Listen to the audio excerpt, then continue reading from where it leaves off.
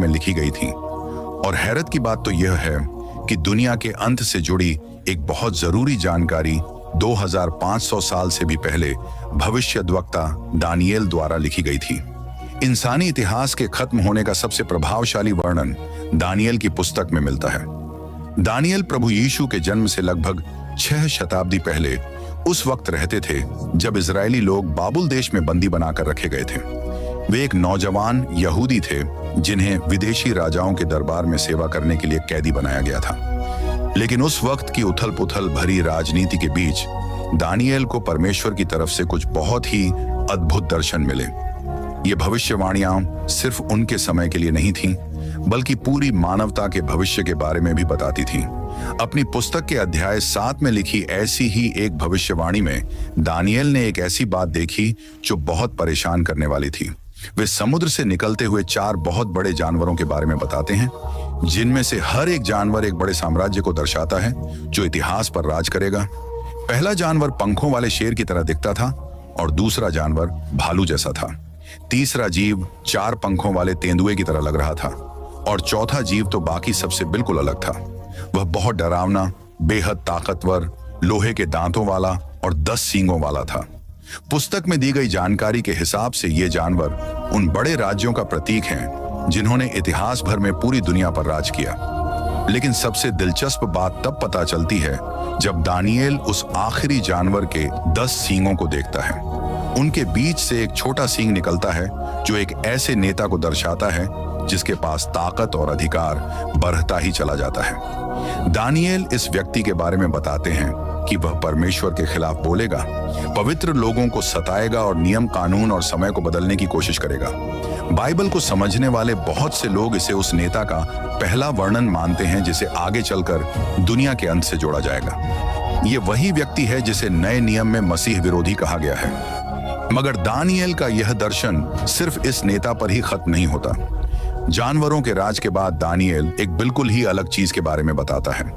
वह एक सिंहासन लगते हुए देखता है और एक ऐसे व्यक्ति को देखता है जिसे युगों का पूर्वज बताया गया है, जो पृथ्वी के राज्यों पर न्याय करता है। फिर एक और रूप दिखाई देता है जो मनुष्य के पुत्र जैसा है, जिसे पूरा अधिकार, महिमा और एक ऐसा राज्य मिलता है जो हमेशा रहेगा। यह एक ऐसा राज्य है जो कभी खत्म नहीं होगा और सदियों बाद बहुत से मसीही इस तस्वीर में खुद प्रभु मसीह को देखते हैं। इसका मतलब है कि दानियेल के दर्शनों में ही वह सारा क्रम दिख जाता है जो बाइबल की अंत के समय की पूरी भविष्यवाणी को समेट लेता है। दुनिया की ताकतवर शक्तियों का उठना, एक आखिरी नेता का सामने आना और इतिहास में परमेश्वर का फैसला खुन दखल देना। लेकिन दानियेल को एक और भविष्यवाणी मिली जो अंत के समय को समझने के लिए सबसे जरूरी बातों में से एक बन गई।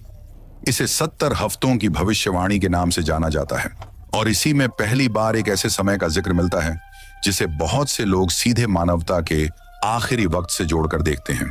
उन 4 जानवरों के दर्शन मिलने के कई साल बाद दानियेल को एक और भेद पता चला जो बाइबल की सबसे ज्यादा पढ़ी जाने वाली भविष्यवाणियों में से एक बन गया। फ्रीलांसर हो या कंसल्टेंट, क्लाइंट गया। यह दर्शन उनकी दानियेल के अध्याय 9 में लिखा हुआ है। जब दानियेल प्रार्थना कर रहे थे और अपने लोगों के भविष्य को समझने की कोशिश कर रहे थे, तभी उन्हें एक स्वर्गीय दूत दिखाई दिया। इस दूत ने दानियेल को 70 हफ्तों की एक पूरी भविष्यवाणी की कड़ी के बारे में बताया। लिखी हुई बातों के हिसाब से ये हफ्ते सिर्फ 7 दिनों का समय नहीं दिखाते हैं, ये 7 सालों के 70 हिस्सों को दर्शाते हैं। और इस तरह इजराइल और इतिहास के लिए परमेश्वर की योजना में कुल 490 साल होते हैं। इस भविष्यवाणी में यरूशलेम को फिर से बनाने, मसीहा के आने और अंत के समय तक होने वाली बातों का वर्णन है। मगर इस भेद के आखिरी हिस्से में एक बहुत ही दिलचस्प बात सामने आती है। इसमें एक ऐसे शासक के बारे में बताया गया है जो भविष्य में उठेगा और 7 सालों के लिए बहुत से देशों के साथ एक समझौता करेगा। हालांकि इस वक्त के बीच में ही वह समझौता टूट जाएगा और उस पल से एक बहुत ही विनाशकारी और घिनौनी घटना घटेगी। यही बात सैकड़ों सालों बाद प्रभु यीशु के शब्दों में फिर से सुनाई देती है जब वे अंत के समय की बातें करते हैं। इसी वजह से बाइबल के विद्वान समझते हैं कि यह आखिरी भविष्यवाणी वाला हफ्ता भविष्य के एक आखिरी समय की तरफ इशारा करता है। यह वह दौर होगा जिसमें दुनिया भर में युद्ध, धर्म के नाम पर सताया जाना और बहुत ज्यादा उथल पुथल होने वाली है। मसीही लोगों में इस समय को महासंकट